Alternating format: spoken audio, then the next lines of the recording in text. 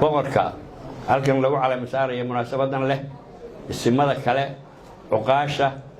waxgaradka golayaasha ciidamada saxaafadda iyo ka soo qaybgalayaasha waxaan ku salaamayaa salaanta islaamka assalaamu calaykum waraxmatullaahi wabarakaatu salaanka bacdi waxaan aad iyo aad ugu hambalyeynayaa boqor cabdirashiid boqor cumar hambalyo boqor waxaan uun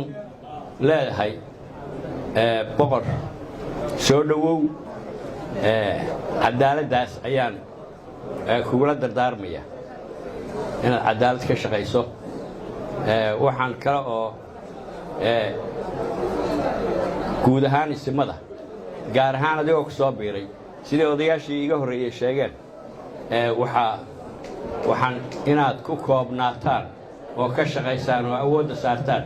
gudaha puntland iyo maxay ahayd toy dhaqanka marka isimada waxaan kula dardaarmayaa hawshii dhaqanka ahayd inay aad iyo aad maxay ahayd toy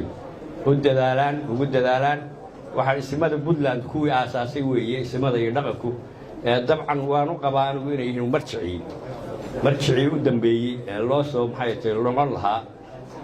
marka hadday horordaan oo meelo kale iyo maxay tahay safarro kale iyo iska galaan waxay noqonayaan dee siyaasiyiintaasay la mid noqonayaan marka taas waa kula dardaarmayaa boqorka iyo isimada kaleba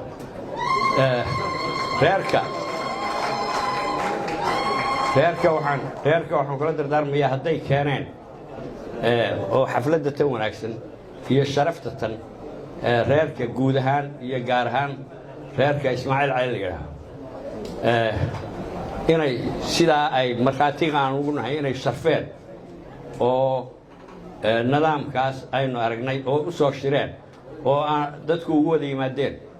inay maxay tahay maqaamkiisa u qabtaan ayaan kula dardaarmayaa waayo mid baa jirta oo